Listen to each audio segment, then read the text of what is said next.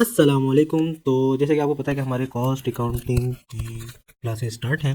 तो पहले भी मैं इसमें एक वीडियो बना चुका हूँ और आज है हमारा सेकंड टॉपिक है। सेकंड टॉपिक में मोस्टली हम डिस्कस करेंगे कॉस्ट ऑफ मैन्युफैक्चरिंग फाइंड करेंगे और वर्क इन प्रोसेस फाइंड करेंगे। लेकिन हमने इसके क्या करना है, टी अकाउंट बनाना।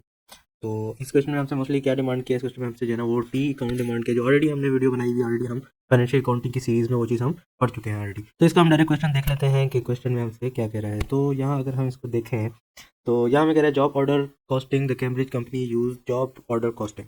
बेसिकली जॉब ऑर्डर कॉस्टिंग से रिलेटेड क्वेश्चन है। At the beginning of May to job work in process, मतलब ये बिगिनिंग ऑफ मई मतलब मई की स्टार्ट में इनके पास दो जॉब्स जो हैं वो स्टार्ट हैं, वर्क इन प्रोसेस में है। तो उसमें हमें सबसे पहले डाटा दिया हुआ है मटेरियल का, हमें जॉब 1 का दिया है और जॉब 2 का दिया है। जॉब 1 जो है वो 369 है और जॉब 2 जो है 372 है। तो मटेरियल में हमें डाटा दिया है जॉब 1 का $2000 और जॉब 2 का मटेरियल है $700। सही है। डायरेक्ट लेबर है हमारे पास जॉब 1 का $1000 और जॉब 2 का है हमारे पास $300। और हमारे पास अप्लाइड एफ जो है, अप्लाइड फैक्ट्री ओवरहेड हमारे पास जॉब 1 का जो है वो 1500 है और जॉब 2 का है वो 450 है। इसके बाद देख लेते हैं पॉइंट्स हमें दिए हुए हैं। There was no inventory of finish goods on May 1। May 1 मतलब है starting of the month. Starting of the month का मतलब है ओपनिंग इन्वेंट्री, मतलब फिनिश गुड ओपनिंग इन्वेंट्री में कोई इन्वेंट्री नहीं है। फिर कहता है during the month job 373, 373, 374, 375, 376, 378 and 379 were started. फिर कहता है कि तकरीबन 6 जॉब्स हैं वो स्टार्ट हुई हैं ड्यूरिंग द मंथ। उसके लिए जो है मटेरियल डाला गया है, तो material requisition for may total 13,000, material 13,000 डाला गया है। डायरेक्ट लेबर जो है कॉस्ट 10,000 डाली गई है। एंड एक्चुअल फैक्ट्री ओवरहेड जो है वो 16,000 डाला गया है। और फैक्ट्री ओवरहेड अप्लाइड जो है वो है 150 ऑफ डायरेक्ट लेबर। तो factory overhead, actual factory overhead क्या होता है और अप्लाइड फैक्ट्री ओवरहेड क्या होता है। तो जब हम एक मंथ की स्टार्टिंग में ही या ईयर की स्टार्टिंग में ही हम जब एक एस्टिमेटेड वैल्यू लगा देते हैं फैक्ट्री ओवरहेड की, अपनी पास्ट के डाटा को एनालाइज करके जब हम एक एस्टिमेटेड वैल्यू लगा देते हैं फैक्ट्री ओवरहेड की, तो वो उसे कहते हैं अप्लाइड फैक्ट्री ओवरहेड। जो एस्टिमेटेड वैल्यू होती है, जो एक्चुअल नहीं होती। और एक्चुअल फैक्ट्री ओवरहेड वो होता है जो हमारा एक्चुअली उसके ऊपर लग चुका होता है, जो हमारा एक्चुअली कॉस्ट कर ली होती है उसके। तो एक्चुअल फैक्ट्री ओवरहेड है, ये हमारा वो है जो हमने एक्चुअली लग गया है फैक्ट्री ओवरहेड सारे मैन्युफैक्चरिंग का ना। तो जो अप्लाइड जो एफ है वो हमारा इसमें एस्टिमेटेड होता है। तो हम क्या करते हैं, अप्लाइड एफ जो है वो स्टार्ट में होता है, लेकिन जो फैक्ट्री ओवरहेड है वो हमेशा हमें सारी कैलकुलेशन के बाद ही, मतलब एंड ऑफ द ईयर या एंड ऑफ द मंथ ही हमें मिलता है। तो ये कहता है कि यहाँ पर जो हमारा एक्चुअल फैक्ट्री ओवरहेड है वो 16,000 है और अप्लाइड जो फैक्ट्री ओवरहेड था वो 150% ऑफ डायरेक्ट लेबर कॉस्ट। तो यहाँ पर डायरेक्ट लेबर कॉस्ट कितनी है, 10,000 है। तो यहाँ पर हमें 150% अगर निकालेंगे तो ये बन जाएगा 15,000। थर्ड पॉइंट में अगर हम देखें, the only job still in process at the end of May is number 379। तो ये कह रहे हैं कि जो सिर्फ, मतलब बाकी सारी जॉब खत्म हो गई हैं, जो सिर्फ एक इकलौती जो जॉब चल रही है मई के एंड में। इससे क्या मतलब है, इसका मतलब है स्टिल इन प्रोसेस का मतलब है वर्क इन प्रोसेस। तो ये कह रहे हैं कि जो वर्क इन प्रोसेस में जो जॉब अभी चल रही है उसका नंबर है 379। सही है। और वो एंड ऑफ द मे में चल रही है, इसका मतलब वो एंडिंग इन्वेंट्री है। सही है। Ending inventory of work in process है हमारे पास। सही है। फिर कहते हैं with the cost of 14,000 for material and 900 for direct labour. अब यहाँ पर एक चीज़ हमारे पास मिसिंग है, वो है एफ इस जॉब का एफ कितना, तो वो हमें नहीं दिया हुआ। लेकिन ऊपर एक चीज़ मेंशन है कि जॉब 373 से लेकर जॉब 379 तक का एक्विजिशन हमें क्या दी हुई है, एक्चुअल फैक्ट्री ओवरहेड हमें 16,000 दिया हुआ है और अप्लाइड फैक्ट्री ओवरहेड हमें 150% ऑफ डायरेक्ट लेबर दिया हुआ है। सही है। तो हम क्या करेंगे, यहाँ पर जो अप्लाइड है 150% ऑफ डायरेक्ट लेबर, यहाँ पर हम इस पॉइंट को यूज करेंगे। तो the only job still in process, यानी वर्क इन प्रोसेस की एंडिंग जो है 379 जॉब की, वो हमारे पास है 1400 मटेरियल की और डायरेक्ट लेबर की 900। तो यहाँ ऊपर हमें पॉइंट दिया गया था कि फैक्ट्री ओवरहेड जो है वो अप्लाइड है at the rate of 150% of direct labour. तो यहाँ पर डायरेक्ट लेबर हमारे पास कितने हैं, 900 है। तो 900 का हम क्या ले लेंगे, 150% ले लेंगे। तो यहाँ से हमारे पास जो वैल्यू आएगी वो हमारे पास हो जाएगा applied factory overhead for the job 379। Okay, specifically I am mentioning job 379। Then fourth number पे कह रहे हैं job 376 the only finish job on hand at the end of May. तो ये कह रहा है कि जो जॉब 376 है वो हमारे पास ऐसी जॉब है जो फिनिश्ड एंड ऑफ द मे की फिनिश्ड जॉब में पड़ी हुई है। इसका ये मतलब है कि ये हमारे पास फिनिश इन्वेंट्री में पड़ी हुई है। इसका मतलब है कि ये हमारे पास फिनिश इन्वेंट्री में पड़ी है, यानी कि फिनिश की एंडिंग इन्वेंट्री है। तो द टोटल कॉस्ट ऑफ $2,000, तो ये टोटल कॉस्ट इसकी कितनी है, $2,000 है। तो ये हम मेंशन करेंगे जरूर। अब इसमें हम रिक्वायर्ड क्या कर रहे हैं, इसमें हम कह रहे हैं कि यार टी अकाउंट बनाओ for working process, T account बनाओ for finish goods inventories, T account बनाओ for cost of goods sold and factory overhead applied and factory overhead control. तो ये तकरीबन 1 2 3 4 5 6 अकाउंट, तकरीबन 1 2 3 4 5 अकाउंट हमसे कह रहे हैं कि आप जो है टी अकाउंट 5 टी अकाउंट बनाए। फिर इसके बाद कह रहे हैं जनरल एंट्रीज पास करें, जिसमें आप रिकॉर्ड करें। जनरल एंट्रीज सबको पता है, हमने फाइनेंशियल अकाउंट के लेक्चर में किया हुआ है। अगर वो आपको भूल गया तो आप जाके देख सकते हैं वो वीडियो, उसमें मैंने जनरल एंट्रीज बनाना सिखाया था, हमारी स्टार्टिंग वाली वीडियोस हैं वो। तो जनरल एंट्रीज कह रहे हैं कि जनरल एंट्रीज पास करें for cost of good manufactured, for cost of good sold and closing over और under applied factory overhead and to cost of goods sold. मतलब यहाँ पर एक और वर्ड यूज हुआ है, क्लोजिंग ऑफ ओवर और अंडर अप्लाइड। ये कॉन्सेप्ट है ओवर और अंडर अप्लाइड फैक्ट्री ओवरहेड। अब ओवर और अंडर अप्लाइड फैक्ट्री ओवरहेड क्या होता है, तो पहले जो है ना हम डिस्कस कर लेते हैं। जैसे कि मैंने वो बताया कि एक्चुअल फैक्ट्री ओवरहेड क्या होता है, अप्लाइड फैक्ट्री ओवरहेड क्या होता है। अप्लाइड फैक्ट्री ओवरहेड हमारा एस्टिमेटेड होता है और एक्चुअल फैक्ट्री ओवरहेड हमारा एक्चुअली जो हमारा कॉस्ट होती है, जो लगी होती है, सही है। अब इसमें अगर हमारी एक्चुअल फैक्ट्री ओवरहेड की कॉस्ट ज़्यादा होगी, मतलब जितनी लगी है वो ज़्यादा है और जितना हमने एस्टिमेट किया था वो कम है। फॉर एग्जांपल अगर हमने अप्लाइड एफओएच एस्टिमेट किया था कि हमारा लगेगा 5000 और हमारा एक्चुअल में कितना लग गया, हमारा एक्चुअल में लग गया 7000। तो यहाँ पर जो डिफरेंस आएगा, यानी 5000 और 7000 के दरमियान जो डिफरेंस आएगा, यानी एक्चुअल फैक्ट्री ओवरहेड जो ज़्यादा है उसके दरमियान जो डिफरेंस आएगा, यानी 2000 का, तो वो हमारे पास क्या होगा, अंडर अप्लाइड। और ऑन द अदर हैंड अगर अगर मेरे पास एक्चुअल फैक्ट्री ओवरहेड कम लग गया और एस्टिमेटेड फैक्ट्री ओवरहेड ज़्यादा लग गया, तो इसमें जो डिफरेंस आएगा वो हमारे पास ओवर अप्लाइड आएगा। तो इस क्वेश्चन को हम देख लेते हैं। सबसे पहले हम जो है इसके लिए टी काउंट रेडी कर लेते हैं। 5 टी काउंट में बना देता हूँ, फिर मैं इंशाल्लाह जो है इसको डाटा पुट करते हैं। ओके, तो यहाँ पर जो है वो मैंने बना लिया है ये इसके टी काउंट्स। तो टी काउंट कुछ इस तरह बनता है, अगर नहीं है याद तो मैं दोबारा एक याद ध्यान करा देता हूँ। T count simple T shape का होता है, ऊपर हमारे पास अकाउंट का नेम आ जाता है, हमारी जो है वो राइट साइड जो है वो क्रेडिट होती है, लेफ्ट साइड जो है हमारी डेबिट होती है। पहला कॉलम अमाउंट का होता है, दूसरा डिटेल का, पहला डिटेल का होता है, दूसरा अमाउंट का होता है, फिर डिटेल का होता है, अमाउंट का होता है। इस तरह से अकाउंट बनते हैं। ये मैंने 5 अकाउंट बना लिए हैं जो मुझे चाहिए। तो अब हम इसमें वैल्यूज पुट कर देते हैं। तो हम पहले जो है ना स्टार्ट ही वहीं से करेंगे जो हमारी वैल्यू पहले दी गई है। तो यहाँ पर कहता है कि at the beginning of May 2 jobs were in process, मतलब 2 जॉब्स यहाँ पर beginning of May 2 jobs process में। फर्स्ट क्या मतलब वर्क इन प्रोसेस में, इसका मतलब ये किधर आएगा, ये वर्क इन प्रोसेस के टी अकाउंट में हमारे पास आएगा। तो यहाँ अगर हम देख लें तो मटेरियल जो है जॉब 1 का वो कितना है, मटेरियल जो है जॉब 1 का है 2000, डायरेक्ट लेबर जॉब 1 का है 1000 और अप्लाइड फैक्ट्री ओवरहेड जो है वो है 1500। तो इसको क्या करेंगे, इसको हम सारे को प्लस कर देंगे, सही है। तो सारों को हम प्लस करेंगे, यहाँ पे मैं साइड पे इसको प्लस कर लेता हूँ। तो हमारे पास कितना है 2000 और सेकंड हमारे पास कितना है 1000 और हमारे पास फैक्ट्री ओवरहेड कितना है जॉब 1 का 1500। अब हम क्या करेंगे, अब हम इन सारों को प्लस कर लेंगे।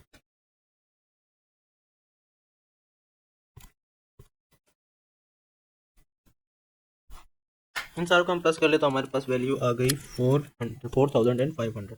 ये हमारे पास किसकी है, ये हमारे पास है जॉब 1 की। इसको हम दे देंगे, मेंशन दे देंगे और यहाँ पर हम प्लस कर लेते हैं जॉब 2 की। जॉब 2 की वैल्यू हमारे पास क्या है 700 है। मटेरियल की वैल्यू फिर है 300 हमारे पास। डायरेक्ट लेबर की वैल्यू और अप्लाइड फैक्ट्री ओवरहेड की है 450। इसको भी हम एज यूजुअल इसी तरह से सम कर लेंगे। इसको हम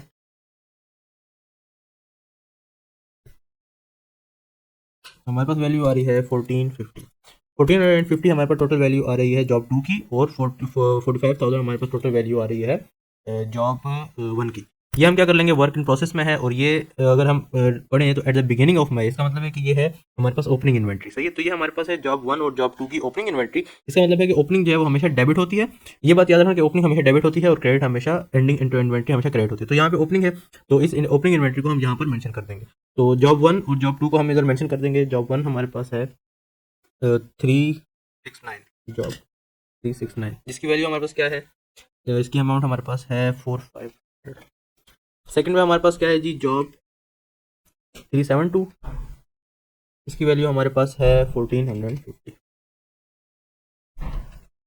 ओके, तो यहाँ पर ये दोनों पुट हो गए। इसके बाद क्या सीन है, इसके बाद भाई हमारा नेक्स्ट पॉइंट में कहता है there was no inventory in finish good, मतलब फिनिश गुड में इन्वेंट्री नहीं है। तो यहाँ देखते हैं हमारा फिनिश गुड का ये है, तो फिनिश गुड में इन्वेंट्री नहीं है। इसका मतलब है कि ओपनिंग इन्वेंट्री फिनिश गुड में वो यकम मई को मतलब 1 मई को फिनिश गुड में कोई इन्वेंट्री नहीं है। इसका मतलब है कि फिनिश गुड की ओपनिंग इन्वेंट्री नील है, ओपनिंग इन्वेंट्री नहीं है। इसका मतलब ओपनिंग इन्वेंट्री हमेशा डेबिट साइड पे है। तो हम लिख देंगे कि ओपनिंग इन्वेंट्री में कुछ भी नहीं है, तो इसको हम सिंपल जीरो कर देंगे। अच्छा, अब वापस आ जाते हैं अपने वर्किंग प्रोसेस के टी अकाउंट पे। तो यहाँ पे हमें कहता है कि there was no inventory in finish good May 1 during the month, मतलब ड्यूरिंग द मंथ मतलब पूरे मई के महीने में ये लोग जो है वो 6 जॉब जो है वो स्टार्ट कर रहे हैं। 6 जॉब कितनी स्टार्ट हो रही है, जॉब 373, 374, 375, 376, 378 एंड 379 वर स्टार्टेड। ये 6 जॉब स्टार्ट हो रही हैं। इसके बाद इन जॉब में जो है उन्होंने कितना डाटा डाला है, सही है। तो वो देख लेते हैं। मटीरियल उन्होंने डाला है टोटल 13,000, डायरेक्ट लेबर डाला है 10,000, एक्चुअल फैक्ट्री ओवरहेड डाला है 16,000 और factory overhead applied at the rate of 150 of direct labour, यानी कि हम 150 ऑफ डायरेक्ट लेबर हम निकालेंगे तो 15,000 है। तो डायरेक्ट अप्लाइड फैक्ट्री ओवरहेड इन्होंने डाला है 15,000। तो यहाँ पर हम सिंपल क्या करेंगे, इसकी हम एंट्री करेंगे।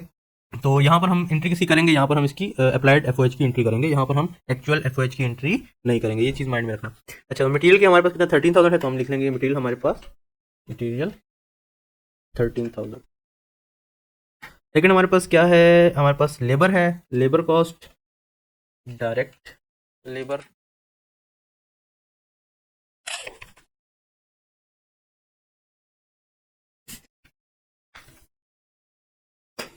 डायरेक्ट लेबर हमारे पास कितना है जी, 10,000।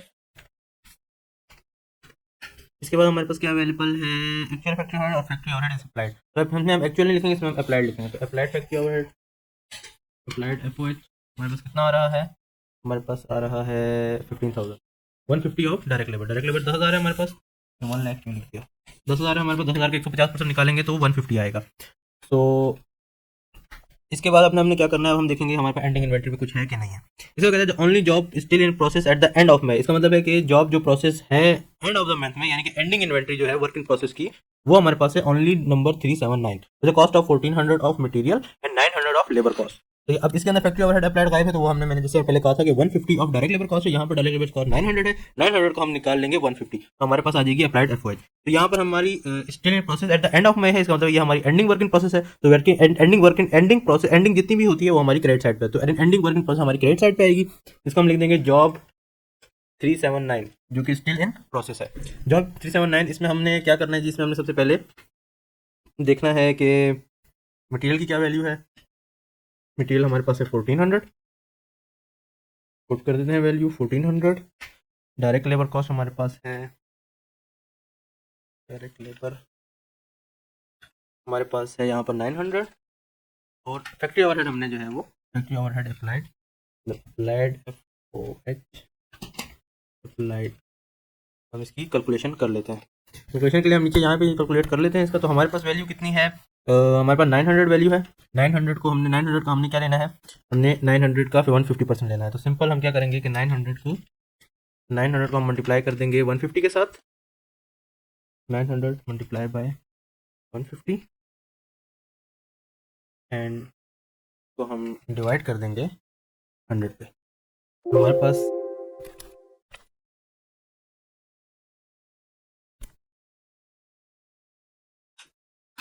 तो हमारे पास वैल्यू आ रही है 1350। ये 1350 हमारे पास कौन सी वैल्यू आ गई, ये हमारे पास वैल्यू आ गई एफओएच अप्लाइड की फॉर द जॉब 379। तो 1350 इसको हम जो है इसको हम आउटर कॉलम में सारों को हम प्लस कर लेंगे। तो आउटर कॉलम यहाँ हमारे पास है नहीं, लेकिन बना लेते हैं, डजंट मैटर। ओके, तो इसको हम सारों को प्लस कर लेते हैं, इसकी जॉब तो हम सारों को प्लस कर लें तो हमारे पास वैल्यू क्या आएगी, तो इसको हम प्लस कर लें तो हमारे पास वैल्यू आ जाएगी 3650। तो अब ये हमारे पास आ गई राइट साइड की, हमारे पास राइट साइड की वैल्यू आ गई और वो हमारे पास लेफ्ट साइड की। अब हम क्या कर लेंगे, इन दोनों साइडों को प्लस कर लेंगे। तो इस तरह से हम क्लोज करते हैं, लेजर अकाउंट जिस तरह क्लोज करते हैं, बड़ी वैल्यू दोनों साइड पे आती हैं, और जो डिफरेंस होता है वो हम उसी साइड पे लिखकर उसको हम, ये हमारे पास बड़ी वैल्यू आ गई, इस बड़ी वैल्यू को हम लिख देंगे दोनों साइडों पे। ओके, तो हमारे पास जो बड़ी वैल्यू आई है वो है 43,950, ये हम दोनों साइड पे लिख देंगे। और जो छोटी वैल्यू है यानी 3,650, इसको जो है ना हम माइनस कर देंगे बड़ी वैल्यू से। तो हमारे पास क्या आ जाएगा, हमारे पास इसका बैलेंस आ जाएगा। तो ये हमारे पास वैल्यू आ रही है 40,300, ये हमारे पास बैलेंस वैल्यू है, इसको हम लिख देंगे BD, क्योंकि ये बैलेंस वहाँ पर डिपॉजिट वहाँ पर कन्वर्ट होगा, वहाँ पर चला जाएगा। इसको हम हाईलाइट कर देते हैं क्योंकि ये काफ़ी इंपॉर्टेंट चीज़ है। ओके, तो नेक्स्ट हमें क्या कह रहा है, यहाँ पर नेक्स्ट हमें कह रहा है the only job instant process, ये हो गया है। Job 376 is the only job on hand at the end of May.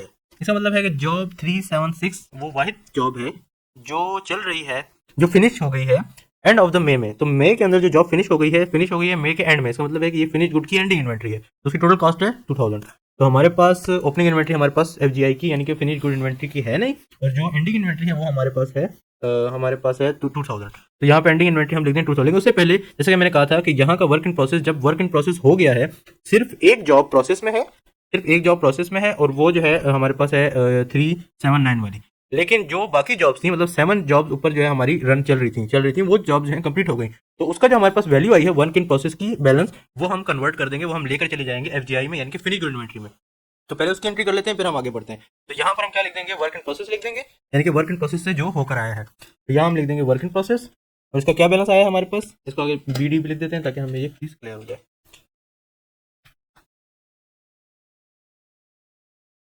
तो ये हमारे पास क्या बैलेंस आया है 4300।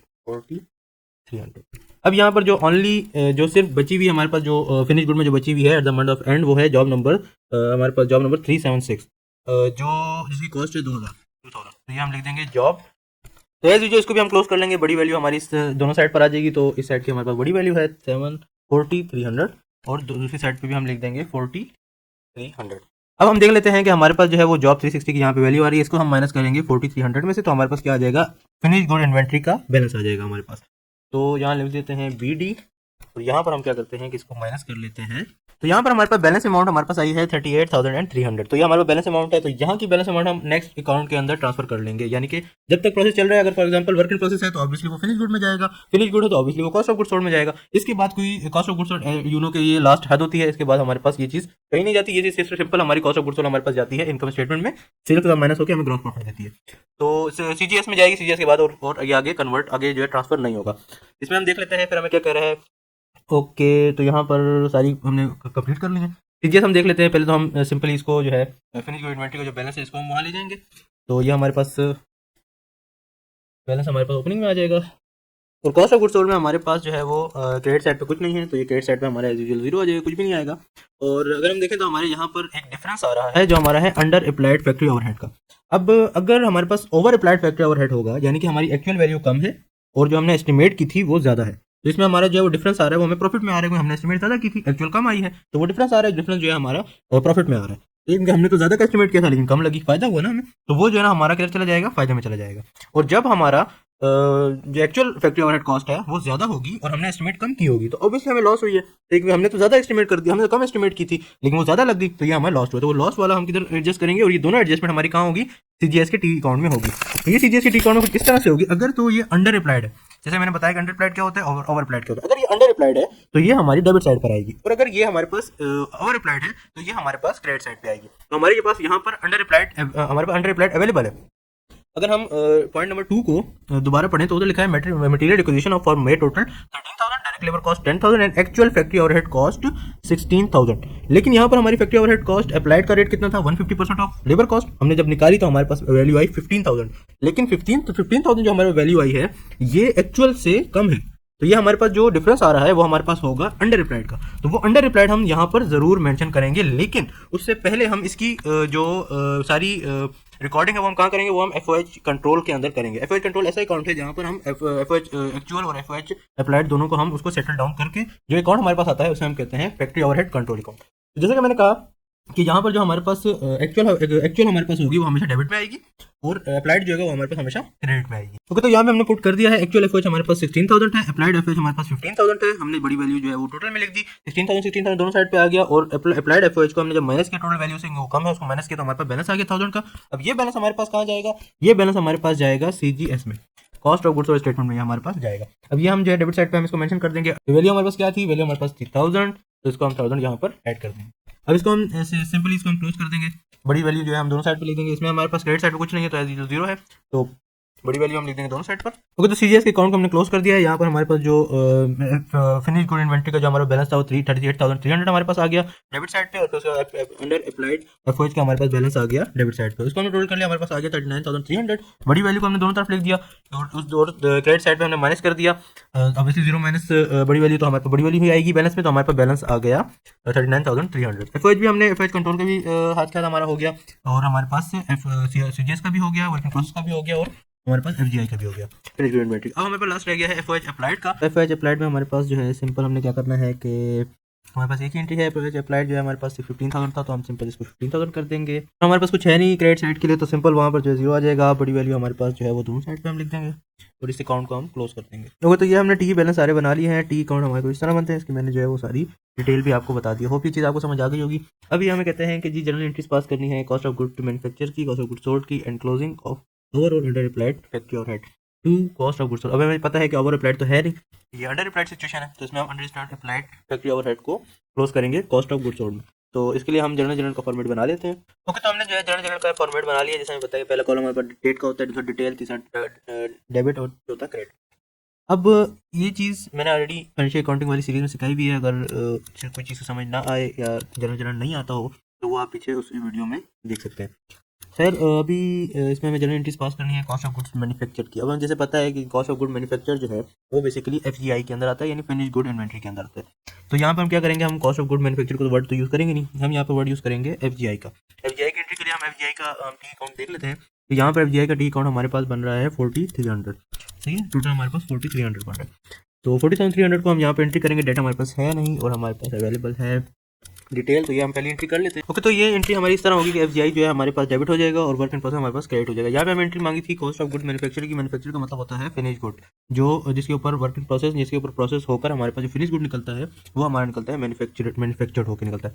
तो ये हमारे पास जो मैन्युफैक्चर्ड कॉस्ट उसकी हम यूज़ करेंगे एफजीआई यानी फिनिश गुड। जो हमारा फिनिश गुड है उसको हम क्लोज करेंगे वर्क इन प्रोसेस में। ऑब्वियसली जब वो वर्क इन प्रोसेस उसके ऊपर प्रोसेस हुआ है तो वो फिनिश हुआ है, तो इसको हम क्लोज करेंगे वर्क इन प्रोसेस के अंदर। तो इसके बाद नेक्स्ट हम देख लेते हैं कॉस्ट ऑफ गुड्स सोल्ड। अब कॉस्ट ऑफ गुड्स सोल्ड हमारे पास कहाँ से आता है? जब हमारे पास गुड मैन्युफैक्चर्ड हो जाता है तो उसके बाद हमारे पास कॉस्ट ऑफ गुड्स सोल्ड आता है।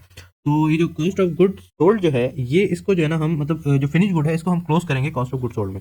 तो ये जो जैसे कि हमने ऊपर क्रिएट करा फिनिश गुड को, तो नीचे जो है उसको हम क्लोज करेंगे। तो ये कहाँ क्लोज होगा? ये कॉस्ट ऑफ गुड्स सोल्ड में होगा। इसकी एंट्री हम कर लेते हैं। ओके, तो यहाँ पर हम एंट्री कर रही है, तो इससे हमने कॉस्ट ऑफ गुड्स सोल्ड को हमने डेबिट किया है और एफजीआई यानी फिनिश गुड को हमने क्रेडिट किया है। फिनिश गुड का अकाउंट हमने क्लोज कर लिया। अब वैल्यूज के लिए हमें जाना पड़ेगा टी अकाउंट में। टी अकाउंट में हमें वैल्यू नजर आ जाएगी कि ये है 300। तो इस वैल्यू के साथ हम इसको क्लोज कर लेंगे। नेक्स्ट एंट्री हमसे ये डिमांड कर रहे हैं ओवर अप्लाइड अंडर अप्लाइड, लेकिन अंडर अप्लाइड से पहले हम जो है एफओएच अप्लाइड की इसकी एंट्री करेंगे। एफओएच अप्लाइड को हम क्लोज करेंगे फैक्ट्री एफओएच कंट्रोल के अंदर।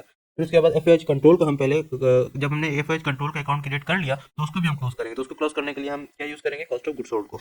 तो ये एंट्री मैं दोनों कर लेता हूँ। ओके, तो ये दोनों एंट्रीज हमने कर ली हैं। हमने जो एफओएच अप्लाइड को क्लोज किया एफओएच कंट्रोल में 15,000 से, और जो बाकी रिमेनिंग यानी अंडर अप्लाइड एफओएच जो था उसको हमने क्लोज किया एफओएच कंट्रोल के साथ क्लोज कर लिया कॉस्ट ऑफ गुड्स सोल्ड में। तो ये सिंपल इसको जो है ना इसी तरह से हमने इसकी जो है एक जनरल एंट्रीज करनी है। जनरल एंट्रीज में यहाँ पे ऊपर जो है वो नेम यूज़ होता है, कंपनी का डेट वगैरह यूज़ होती है, तो उसको याद रखना है। इसी तरह जो है वो टी अकाउंट में भी ये सिचुएशन डेट का ख्याल रखना है और अकाउंट का नेम का ख्याल रखना है। तो ये हमारे पास क्वेश्चन नंबर था 3, और ये जॉब ऑर्डर कॉस्टिंग की जो है क्वेश्चन था। इसको इसी तरह से किया जाता है। वर्क इन प्रोसेस को हम जो है बैलेंस बचता है इसको एफजीआई में ट्रांसफर करते हैं। एफजीआई का जो बैलेंस होता है उसे कॉस्ट ऑफ गुड्स सोल्ड में ट्रांसफर करते हैं और यहाँ पे बैलेंस खत्म हो जाता है। कॉस्ट ऑफ गुड्स सोल्ड में अगर हमारे पास अंडर अप्लाइड या ओवर अप्लाइड यानी कि हमारे पास अगर एक्चुअल एफओएच अवेलेबल होगा तो हम अंडर अप्लाइड और ओवर अप्लाइड की भी हम ट्रीटमेंट करेंगे। इसके बाद जो एफओएच कंट्रोल होता है, एफओएच कंट्रोल में हमारे पास एक्चुअल एफओएच भी आ जाता है और अप्लाइड एफओएच भी आ जाता है। फिर उसके बाद हमारे पास एफओएच अप्लाइड होता है, तो उसमें हमारे पास 1 2 हो 3 हो जितने भी हो उसको हम यहाँ पर एक्चुअल में एफओएच अप्लाइड में हम रिकॉर्ड कर लेते हैं। उसके बाद हम जनरल एंट्रीज करते हैं। जनरल एंट्रीज में एफजीआई जो है हमारी यानी कॉस्ट ऑफ गुड मैन्युफैक्चर्ड जो है हम क्लोज करते हैं वर्क इन प्रोसेस में। फिर वर्क इन प्रोसेस को हम क्लोज करते हैं कॉस्ट ऑफ गुड्स सोल्ड में, और फिर हम जो है एफओएच अप्लाइड को जो है हम क्लोज करते हैं एफओएच में, एफओएच कंट्रोल में, और एफओएच कंट्रोल को हम क्लोज करते हैं वापस सीजीएस पे। फिर इसमें फर्दर हम सीजीएस को भी क्लोज करते हैं, लेकिन फिलहाल उसकी यहाँ पे कोई सच ज़रूरत नहीं है। तो it was question number 3 job ordering. और अगर कोई भी इशू हो तो कमेंट में भी पूछ सकते हैं, नंबर वगैरह मेरे अवेलेबल है, उसमें भी आप पूछ सकते हैं। इंशाल्लाह मिलते हैं नेक्स्ट क्वेश्चन में, तब तक के लिए अल्लाह हाफिज़।